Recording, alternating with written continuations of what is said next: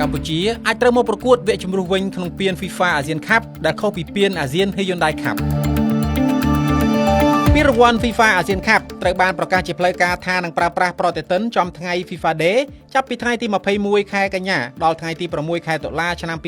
2026ខណៈវាមើលទៅហាក់មានរយៈពេលខ្លីដូច្នេះតើគេគួរនឹងរៀបចំបែបណាត្បិតឆ្នាំ2026នេះពានរង្វាន់ប្រចាំតំបន់ដែលធ្វើជារៀងរាល់2ឆ្នាំម្ដង ASEAN Hyundai Cup របស់យើងក៏នឹងត្រូវបានប្រកួតផងដែរកំឡុងខែកក្កដាដល់ខែសីហាមានទម្រង់យ៉ាងហោចណាស់ពីរដែល FIFA អាចពិចារណាយកមករៀបចំពានរង្វាន់ FIFA ASEAN Cup លើកដំបូងមួយនេះទម្រង់ទី1ការប្រកួតអាចត្រូវបានធ្វើឡើងដោយចាប់ផ្ដើមពីវគ្គជម្រុះវគ្គចែកពូលបន្ទាប់មកវគ្គពាក់កណ្ដាលផ្ដាច់ព្រាត់ហើយនិងវគ្គផ្ដាច់ព្រាត់ទោះជាយ៉ាងណាក៏ដោយមុនពេលចូលដល់វគ្គចែកពូលគឺមានការប្រកួតវគ្គជម្រុះសម្រាប់ក្រុមដែលមានចំណាត់ថ្នាក់ទាបបំផុតនៅតំបន់អាស៊ាន4ក្រុមដើម្បីដណ្ដើមសម្បត្តិចំនួន2សន្លឹកទៅកាន់វគ្គចែកពូលដោយការគណនារយៈពេលនៃការប្រកួតវគ្គ Play-off អាចប្រើប្រាស់ប្រតិទិន FIFA កំឡុងថ្ងៃទី1ដល់ថ្ងៃទី9ខែមិថុនាឆ្នាំ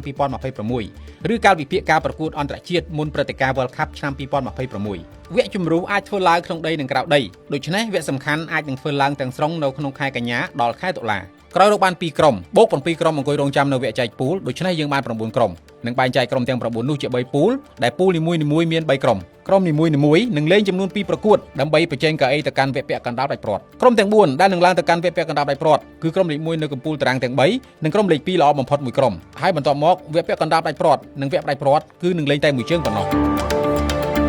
ទម្រង់ទី2នៅក្នុងទម្រង់ទី2នេះដែលមានវគ្គជម្រុះចំនួនសរុបនៃការប្រកួតនឹងតិចជាងរយៈពេលក៏ខ្លីជាងដើម្បីផ្ដល់ពេលវេលាសម្រាប់បន្ថែមទៀតសម្រាប់កីឡាករលើសពីនេះទម្រង់ទី2នេះអាចផ្ដោតតែលើប្រតិទិនការប្រកួតរបស់ FIFA ខែកញ្ញាដល់ខែតុលាឆ្នាំ2026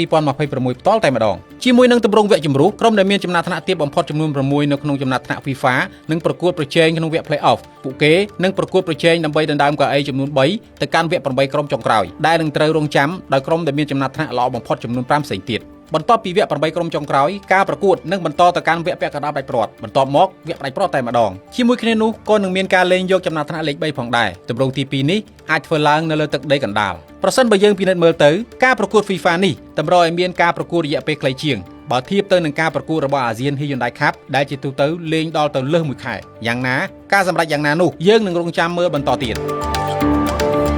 គួររំលឹកថាកាលពីថ្ងៃទី27ខែតុលាឆ្នាំ2025សហព័ន្ធកីឡាបាល់ទាត់ពិភពលោកហៅកាត់ថា FIFA និងសមាគមប្រជាជាតិអាស៊ីអាគ្នេយ៍ហៅកាត់ថា ASEAN ដែលបានចុះហត្ថលេខាជាថ្មីលើអនុសារណៈនៃការយោគយល់ MOU ស្ដីពីការចាប់ផ្ដើមពានរង្វាន់ FIFA ASEAN Cup នៅក្នុងកិច្ចប្រជុំកំពូលអាស៊ានលើកទី47ដែលបានធ្វើឡើងនៅទីក្រុងកូឡាឡាំពួរប្រទេសម៉ាឡេស៊ី